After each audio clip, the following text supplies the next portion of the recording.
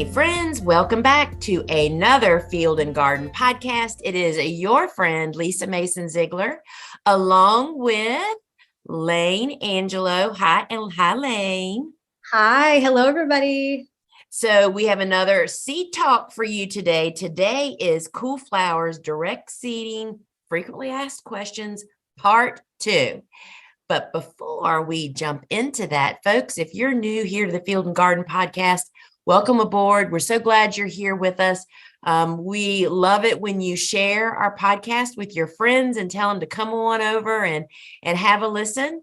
And you can learn more about the Gardener's Workshop, who sponsors this podcast. I've learned more about the work that we're doing over at thegardenersworkshop.com. And over there, we have so much stuff, y'all. Oh my goodness. We have tons of resources. We have our online garden shop. There's blogs. There's the Field and Garden podcast, home base. We have lots of video guides, along with our online course library that is packed with opportunities for you to learn more about growing flowers.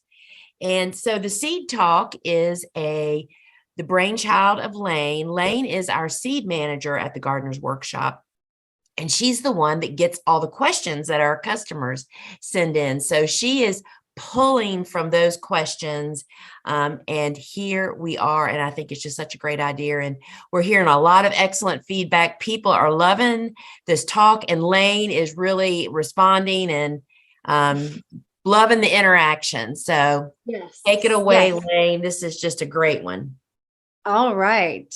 So today, like Lisa mentioned, it is going to be Cool Flowers Direct Seeding Frequently Asked Questions Part 2. And don't forget, if you are listening on a podcast app, that you can also join us over on YouTube if you'd like to see Lisa and I having the conversation. And we also alternate by putting the slideshow up that we have.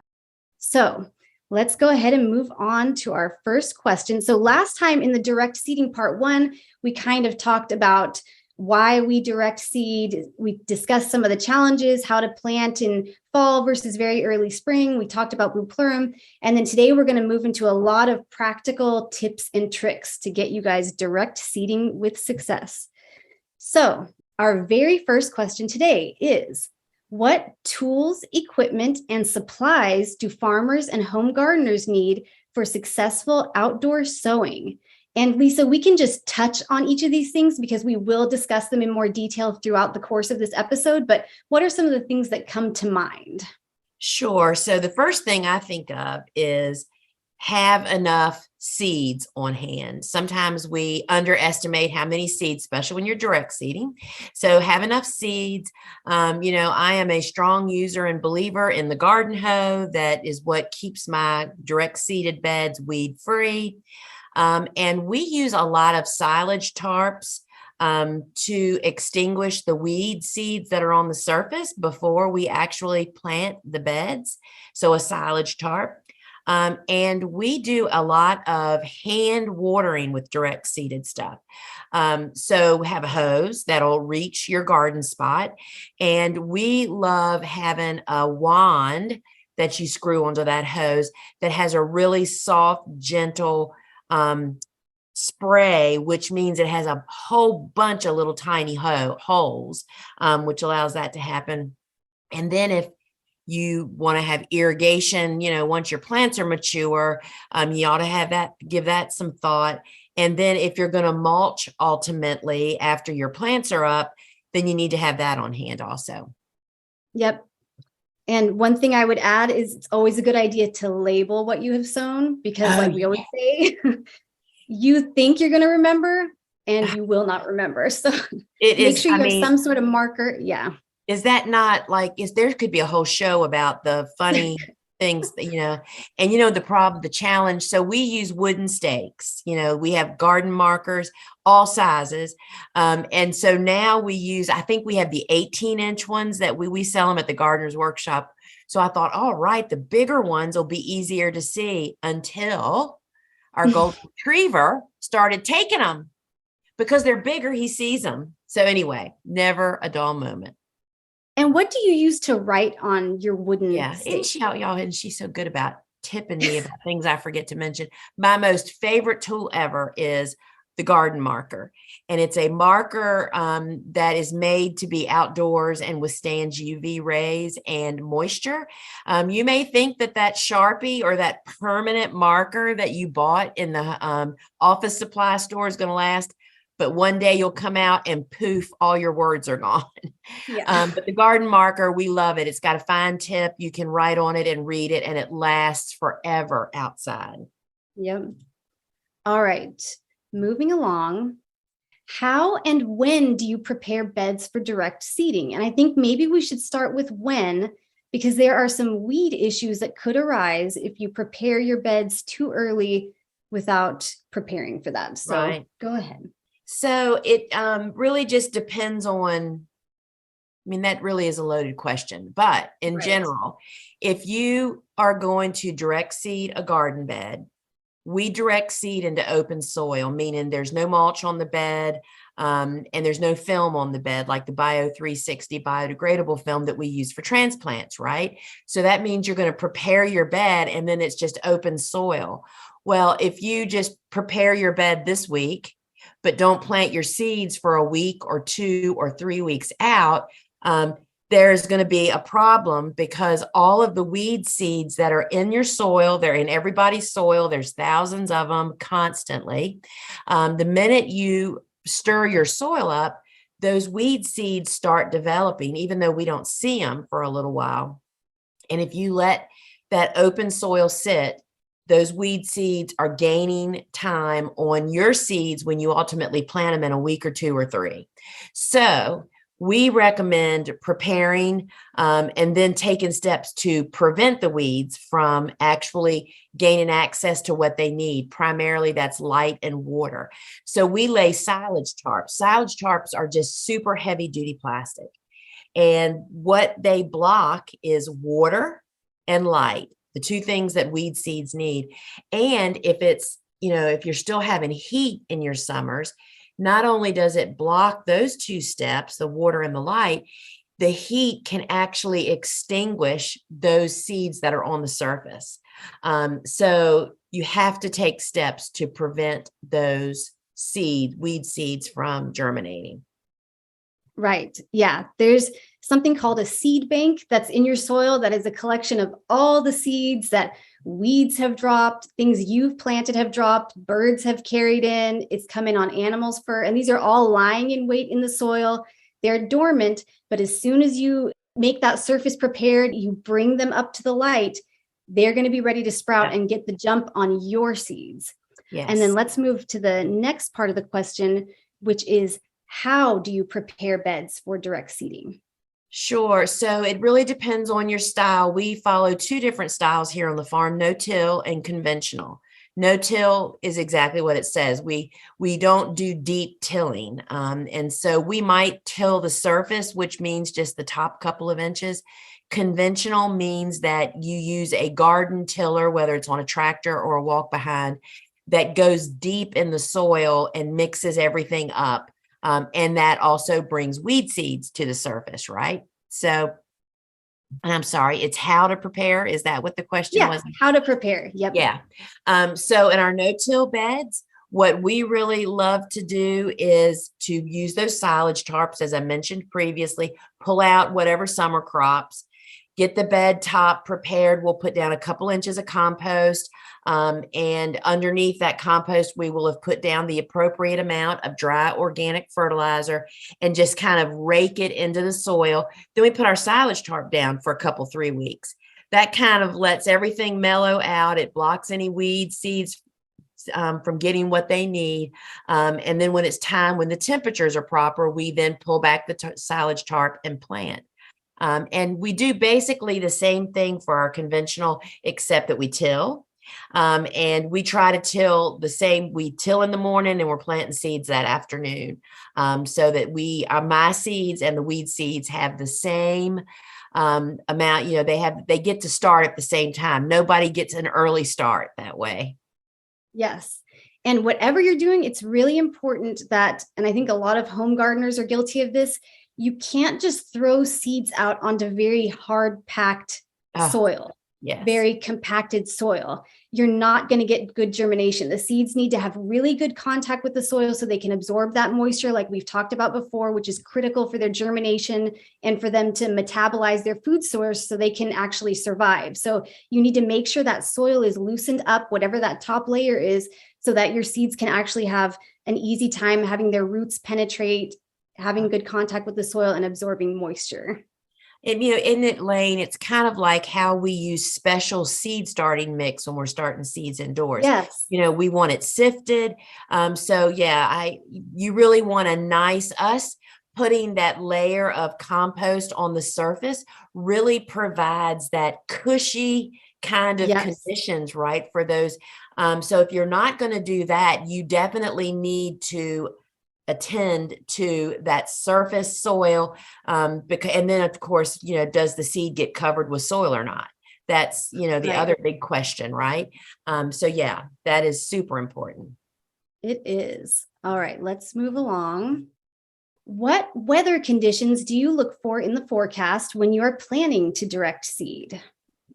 So for cool season hardy annuals, we are, it's all about temperatures. And so I am looking at the 2-week forecast on my weather app.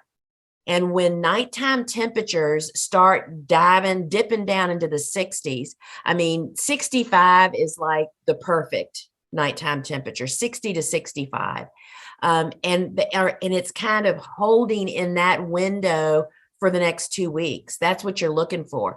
If it's 60 today, but it's going to be 82 all next week at night, then it's still too early, because it's all about the nighttime temperatures. I tell people the days will mislead you so much. Don't pay attention to the daytime temperatures. It's the nighttime temperatures for direct sowing, particularly cool season hardy annuals. They need those cool temperatures to germinate, and they'll just sit out there and wait for you, but you can count on the weed seeds are not waiting. And so that can really delay your germination to actually happen, is when your temperatures are too warm. So nighttime temperatures is what we're looking for in the mid 60s. Yep. And to talk about some other weather conditions, let's talk about rain and wind. Some rain can be great. That can be a great way to get moisture into your seed beds. But if you're going to have a torrential downpour, you could risk washing your seeds away in all that excess water. And also, if you're going to have extremely windy conditions for some reason, picture these surface sown seeds that you've just pressed into the surface. They could just get blown away if there's going to be extreme winds.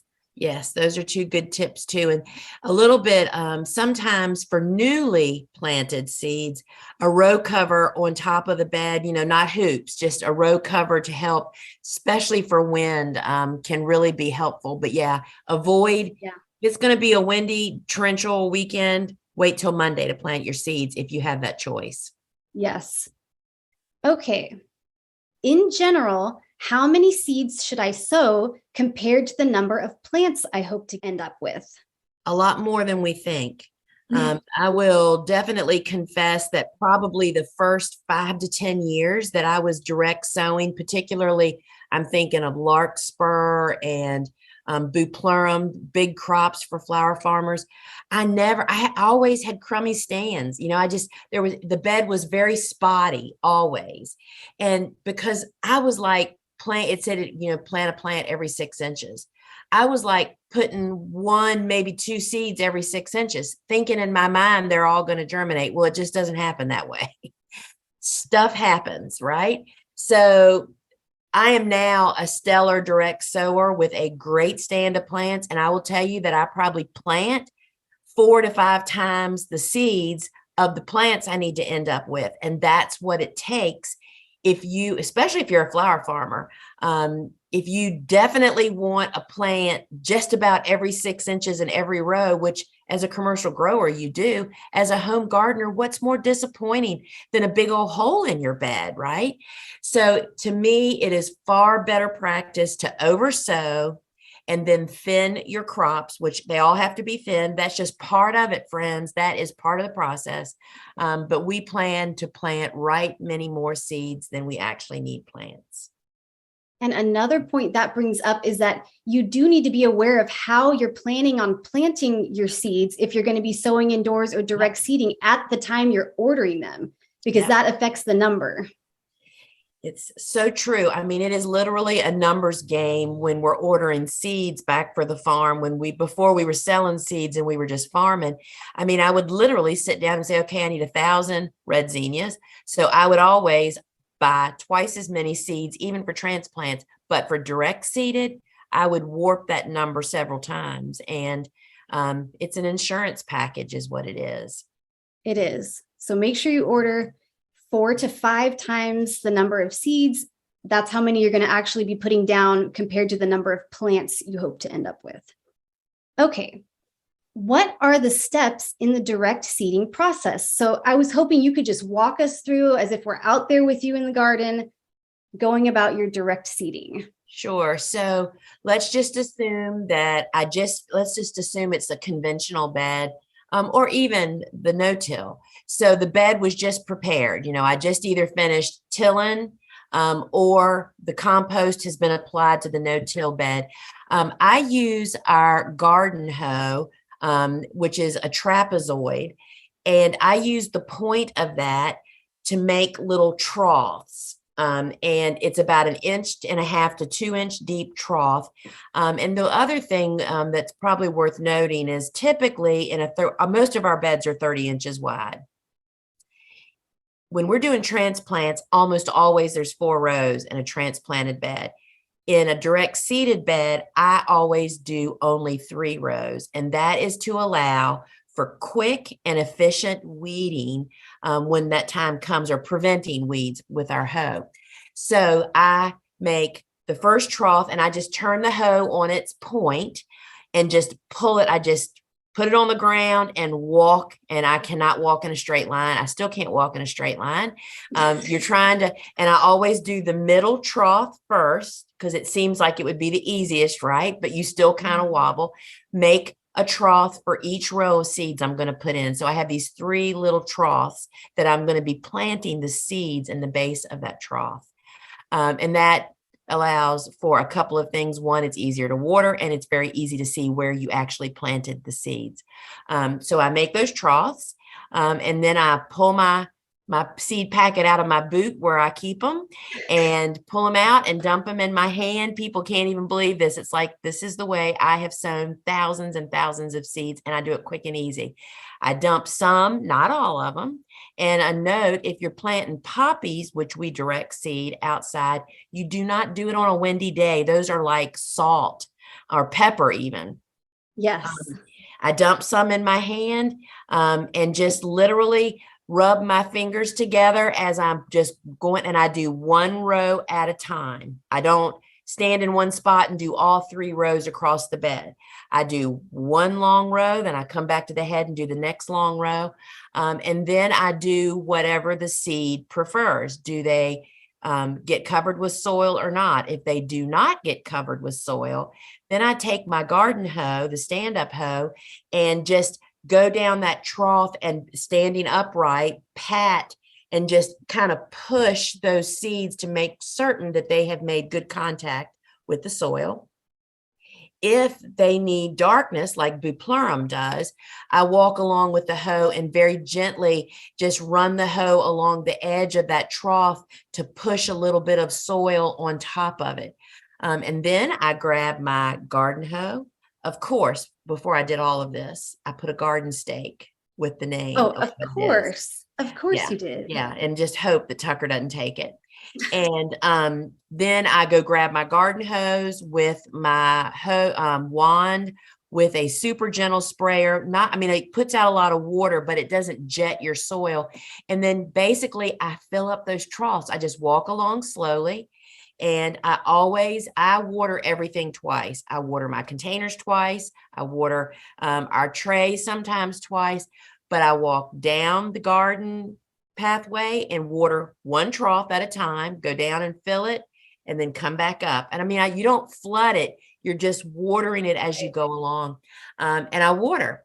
And it really depends on the conditions as to whether I use row cover. or not. If it's super windy, it definitely is beneficial to put row cover up because that just helps to retain moisture to block the wind. And, Dave Dowling's saying is that he waters his direct seeded stuff every single day by hand, even though he has irrigation too. We say that to people, irrigation doesn't cut it for a good stand of direct seeded stuff, that you just can't rely on that. And that's pretty much it, I think. What did I forget, Layne? No, I think that was it. And it's interesting to hear how you use your hoe for more than just eliminating weeds. It sounds like it's a pretty important part of your entire process. Well, my analogy has always been fewer tools is better, to find more ways to use it. And that's pretty much what started our whole business, right? It's like, why have 15 tools when 5 to do everything will really do the job, and so love that garden hoe. Okay, so we were just speaking about watering. How often should I water before, during, and after germination? And I want to start by saying watering can be very dependent on your exact conditions. So is it humid or dry where you are? How sunny is it? Do you live in a windy location? Are you getting a lot of rainfall? How moisture retentive is your soil? What are your temperatures? There are a lot of different factors. But in general, what do you do, Lisa? And what do you recommend people look for signs of when to water before, during, and after germination?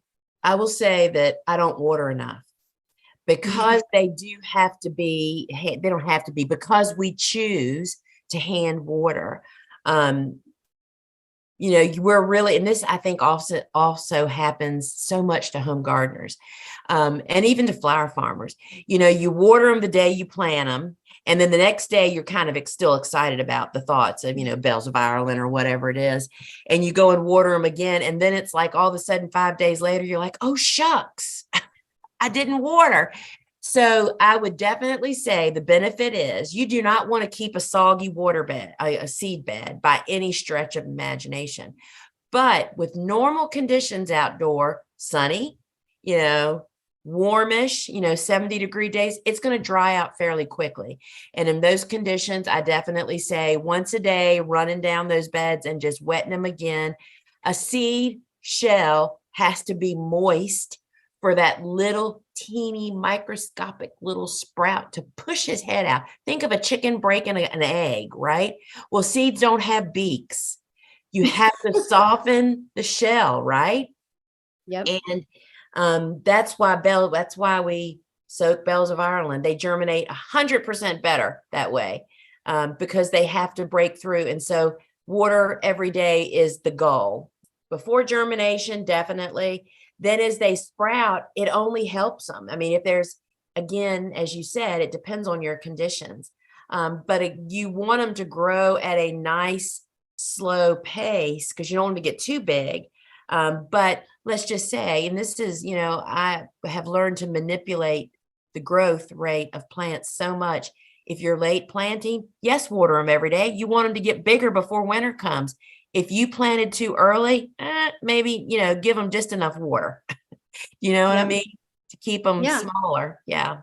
And it also brings up an important point, especially for home gardeners. Make sure wherever your direct seeded patch is, make sure you can bring water to that area. Make sure there's some way you can get a hose. It has happened to me so many times where I'm like, oh, it would be great to have a patch over here. And then I realize later, how am I going to get the hose over there? I can't actually reach. So that's something really important to keep in mind. That is definitely, that's actually one of my steps in the cutting garden. It's like, and how are you going to get water to it? Yeah. It's important. It is important. Okay. How quickly do you reseed if you had poor germination? So let's say you seeded a bed, you've waited the number of days it says on your pack that they should germinate, and you're not seeing much action, or it's just not as good as you expected. How quick are you to reseed that bed? Sure. So I try to put on my, Inspector Gadget kind of hat and figure out and look at the instructions. It's really fascinating to me, the number of people that reach out to us with questions, that their question is literally on the back, is answered on the back of the seed packet that they purchased, right? whatever it is. So if you have a failure, you think, the number one thing I would do is to go and get your seed packet or go to whatever resource you're using and see, did I do what it was supposed to do? The number one challenge with the cool season hardy annuals, in my experience, has been people sow them too early and it's just too hot outside. That seed is just sitting out there. But of course, all the weed seed starts germinating. This is why most people fail. They sow their seeds too early because they don't do the 2-week outlook on direct seeding. They sow too early because they're they're eager. And I totally get that. And then their seeds just sit there. Then they just sit there and then you stop watering them because you think, they're not going to do anything. And then lo and behold, a month later, when rains come and it's actually cooler, all of a sudden they start sprouting, but there's so many weeds in the bed, you never even see them, right? So read what did you or didn't do. And if you read your seed packet and you see you obviously made an error, you covered them with soil, but they needed light to germinate or something like that, or you say, oh, you know what? It is way too warm. No wonder they didn't start. That's when I would start considering replanting. If I know I screwed up, it is very unlikely that unless the seeds aren't viable, for seeds to not germinate over, that I don't even know how to say it. It's like, it's usually an environmental screw up, the temperature, the water, or you didn't cover them or you covered them and you weren't supposed to. So I wouldn't do it unless I ruled out that, I just haven't waited long enough and next week it's going to get cold and let's give them a little more time. It's a hard call.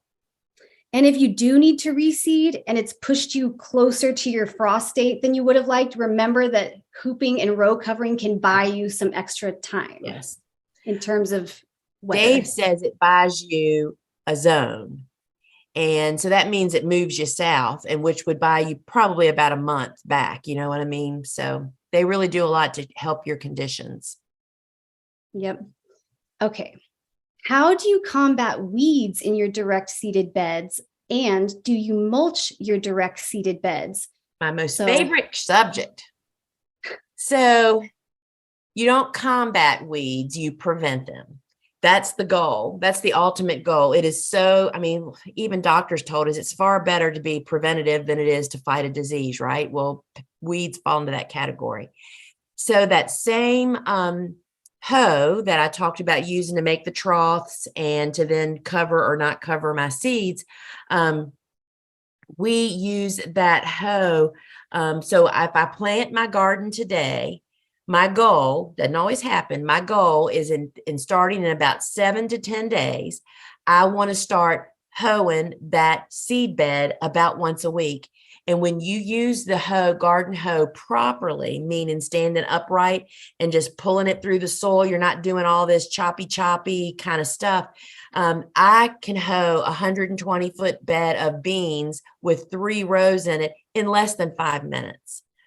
And that prevents weeds. If you do that about once every 7 to 10 days for the cool season stuff before you go into winter, once it gets cold, you can stop doing that because weed seeds also, are not going to germinate. But what you soon realize when you truly follow using the type of hoe that only goes down about 1 inch to 1.5 inches in the top of the soil surface. So while it is taking out the weeds developing on the surface of the soil, it is also not bringing up fresh weed seeds from down deep. That's the whole point of the design of our garden hoe. And so after you've done that, 2 or 3 times, you're really bringing down the population of the viable weed seeds on the surface of the bed drastically. Plus, for cool season stuff, it gets cold then. That would be the optimal time for you to then mulch between your rows of plants. If you wanted to, we don't anymore. We have such good weed control. Or they just go into winter and they're dormant. For warm season stuff like those beans, once the beans grow up about 10 inches, then their canopy starts to shade out that space between the rows. Friends, you can really live a weed-free life, but it's about prevention, not taking care of the weeds. And the garden hoe changed my direct seeding life. I'm not kidding you. It's amazing. Yeah. And I think it's really important, like you said, make sure you're just going under the surface of the soil. You don't want to be going deep into that soil and stirring up even more weed seeds. You're just trying to clip off the seeds that have sprouted. You don't want to bring up new seeds to the surface. It's a great point. And one of the things that I think that people don't understand, it's the design of this hoe. It's the angle of the blade to the handle. It allows you to stand upright. And I often use the example of, think of a stick of butter, and you want to use a butter knife, a warm butter knife, to cut it on the horizon. You would keep the blade flat, right? That's exactly what you want to do to a garden hoe. Your blade should work flat on the ground, just drop down an inch or so, and it works beautifully. Yeah. And I also want to mention another challenge a lot of times for home gardeners is that we are often not planting in rows. I know for myself, a lot of times I'm incorporating flowers as a seasonal landscape design element. I want them to look natural. I don't want them to look like they're in rows. So that means we're scattering or broadcasting the seed out into these flower patches. And then you've got weed seedlings coming up completely interspersed with your flower seedlings.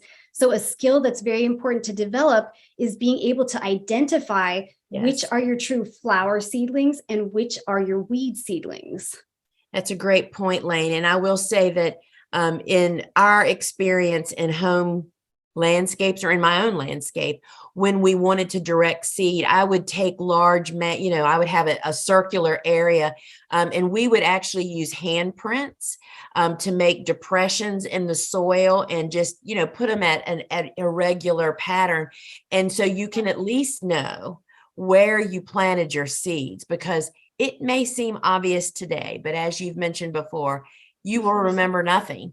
But those handprints, or any depression that you could put to say, hey, that's where the seeds are. And it makes watering so much easier. Yeah. And it can also be difficult to reach into a bed. Make sure it's not so large that you're going to have a hard time reaching in without having to walk all over the bed. Yeah. How do you combat pests and varmints when sowing outdoors? So these could be anything from insects to birds to rodents. What do you do to combat pests and varmints?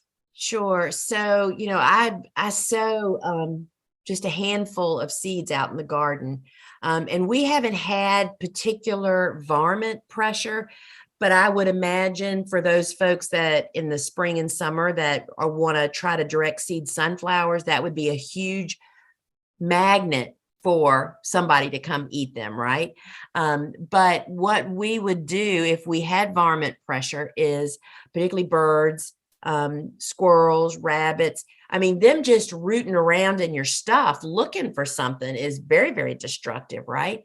And the whole way that row covers can be the most effective is to install them immediately after planting, instead of waiting to see if a problem's going to develop. Because once they, if you work up a nice area in your landscape or out in your garden, a nice area, they love rooting around in that kind of stuff. But if you immediately install your hoops and row covers, if you have hard, strong pressure, they don't even, animals are smart, but they are not that smart. They don't understand, there's something under that row cover that, they're trying to keep me from. So it's about timing. And so we have used row covers with great. We even have used row covers for deer protection until we used a really strong magnet for deer, which we didn't realize it. We planted strawberries one year on this flower farm for our own personal use. It was planted in the middle of the farm. The deer, they were double covered. The deer ripped the row covers to shreds in one night and ate all the plants to the ground. That is we just don't have much damage here. So you have to figure out what is, worth the trouble, but row covers typically will work to help with that some. They will. Insects like ants can move seeds. Ants are good bugs, y'all. They are incredible soil movers and workers, but they can move small seeds if you have some missing. Yes. And another pest I would add to that list is actually people. So Yes. try not to, especially in a home garden situation, again, try not to locate this bed somewhere where people are going to be constantly traipsing on it. That's definitely something to consider. Do you fertilize your fall plantings on an ongoing basis? So you've already talked about preparing your bed with compost and dry organic fertilizer. When is your next fertilizer application? So we really like to apply liquid fertilizer, the seaweed fish type of fertilizer, once growth starts in spring. So a lot of times because we are in a very windy spot, we oftentimes use winter row covers, not for cold protection, but protection from wind. When we take those covers down, for us, our last frost is typically mid-April. We often are putting our covers down the end of February, early March, depending on the conditions, so we can start doing a little whole weeding. Once we see growth starting to happen on plants and beds, that's the time to start feeding them. All right. And they appreciate it. They do appreciate it. They reward you for it. And whatever fertilizer you're using, it's important to always follow the instructions on the bottle or bag for the application rate and frequency. So, yes. All right, let's move on. What is the purpose of thinning, and when do you thin your direct seeded beds? Great question. So first off, think back to how I told you that to ensure that we have full beds, we always oversow. We put, more seeds. I mean, basically, I'll put a seed. It doesn't happen every inch, but that's what I'm pretty much aiming for. So if there's plants are ultimately going to be 6 inches apart, that's what I'm kind of doing, is dropping a seed or so every inch. So if all of them germinate, which, you sometimes you have really good years. And what that boils down to is that the temperature that you sowed in, that period, was like perfect for that seed. One year we had the best stand of all of them, poppies, bells of Ireland. They were all just, it's like, oh my gosh, look at all these beds. They're just packed. Well, it doesn't that's the exception instead of the rule. So you have to, my motto is we always prepare for the worst and hope for the best, right? So when you oversow, as you should for a good stand of beds, that means there's too many plants per square inch. And you're Right. Trying to transplant them is not we don't recommend it. Those plants suffer and just don't do very well. And oftentimes when people are trying to dig up seedlings to transplant them, you can damage the one you're keeping. There are exceptions to that rule, but in general, they have to be very tiny when you do that. So you have to thin to give them enough air, space, root room, all of that. They might look really good when they're 6 inches tall, but imagine them 36 inches tall with that packed crowd. Think of being in a crowded house with 50 people in your house versus 5. That's what the big difference is. And thinning is like seed social distancing. It's true. And, it is also true that there are some seeds that I don't thin as appropriately as I should, like those come and cut, those ones that are once and done, like Buplurum. I don't thin those to 6 inches. I leave them a little bit tighter, but you can kind of learn through experience with your conditions what you can actually do. And we thin in very early spring. We let all the seedlings go through winter. You want to thin them before they start to grow in spring. Last year, the year before, we waited too late before we got to our bells of Ireland, and they looked beautiful at a distance. But when you got up close to them, they're about 10 or 12 inches tall, and they hadn't been thinned. And when you started thinning, you just saw how weak the stems were going to be, and not a good thing. So thin before they start growing in very early spring, but we do it in very early spring after they've gone through winter.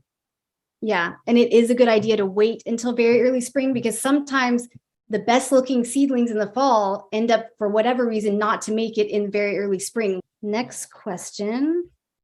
What are your tips for starting poppies and direct sowing very small seeds in general. So for anyone that doesn't know what a poppy seed looks like, just think of what's on the top of your bagel. They're extremely small. So what are some of your best tips for starting poppies and just very small seeds in general?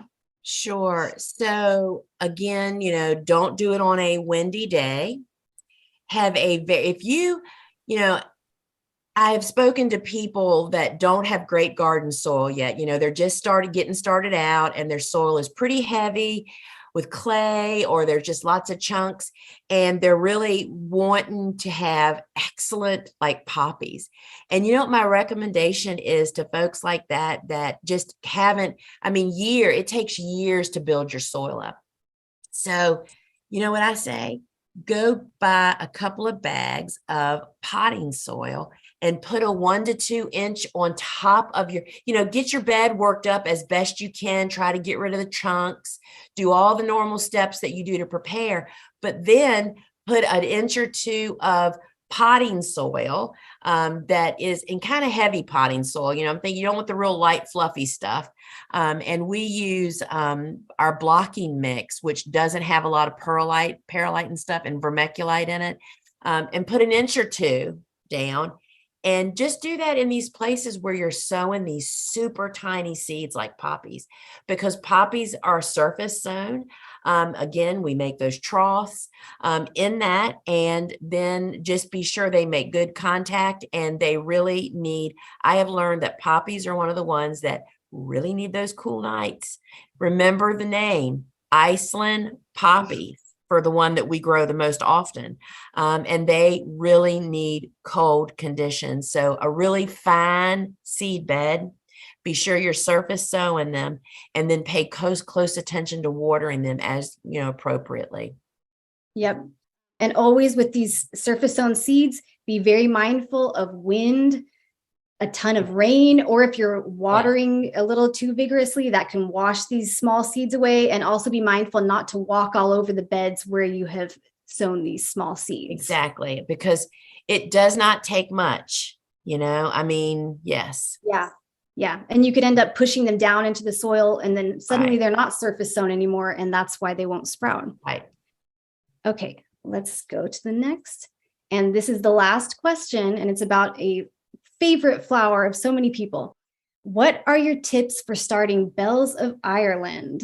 So a lot of people struggle with Bells of Ireland. So let's get your best tips for starting this. So I struggled too.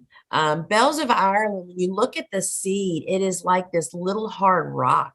It's got little pointed edges. It's like, I don't know what you would call the shape of it, but it is hard as a rock. And because so many of us, and I am at the head of this line, are really bad about watering and keeping a moist water seed bed.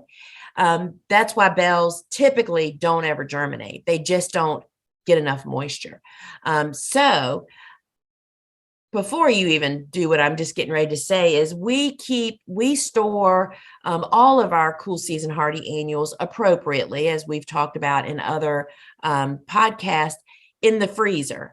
And that just keeps them the freshest for the longest when they're in there dry. And then when you take them out, you're kind of saying to your seeds, hey, y'all, winter's over. It's time to sprout. So let me just say, we did talk a lot about that for anyone that's interested. It was our Seed Talk Cool Flowers Indoor Seed Starting Part 1, if you want to hear our discussion about how to store seeds in the freezer. Okay. So we store all of them in the freezer. So that's just, they're always having that benefit, right? So we take them out of the freezer, following the steps that we recommend. And then we just drop all of our Bells of Ireland seeds into a cup of water. And I have been known to soak them for several days. It all depends on when we can get out there and sow them. But I would recommend sowing them for at least a few hours. That husk really needs to get hydrated to really have the sprouts break through. And when you put, in addition to that, cooler temperatures, the 65-degree nights and warmer days, they just germinate beautifully, so that's my secret. So, keep a storm in the freezer, take them out, soak them, and then I can't even remember, Layne, they don't get covered with soil, I don't think. I think they need light to germinate. Yep. So they're surface sown. Literally, I take the Cool Flower book out to the garden every year, and I wrote the book. And I still take it with me because you can't always remember them all. And we have great stands of Bells of Ireland. So you direct sow in the fall, and then do you plant successions in very early spring? Are we talking about bells or? Yes. Yeah, bells. no. And so what you have to really decide is, it depends again on where you live. If you're in a very northern climate or northern region where you don't have hot and humid summers, that may work for you to do that. But for those of us where we have long, warm, hot and humid summers, we can perhaps push the envelope and succession plant, and they'll grow, but they're not quality enough. They don't get tall enough because of the heat, or they fall victim to pests and diseases. So you really have to pursue that and experiment yourself. I mean, that's just something we talk about a lot. Yes, I can push snapdragons to be blooming until midsummer here.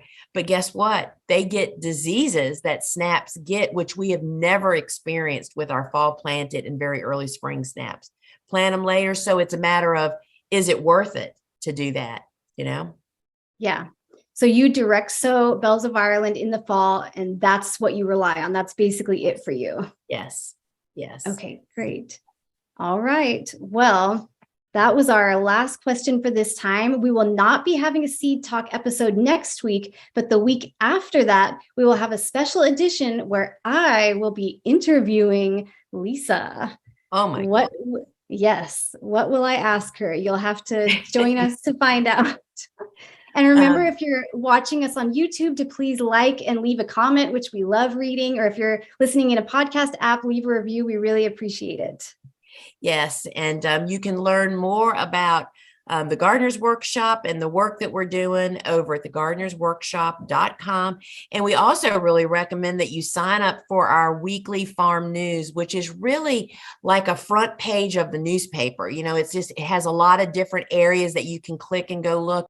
So friends, we thank you so much. Thank you, Layne, for heading this up and putting this all together. And I know that people are really enjoying it. And friends, until we meet again right here at the Field and Garden podcast on our Seed Talk episodes. Ciao. Bye, Layne. Bye. Bye.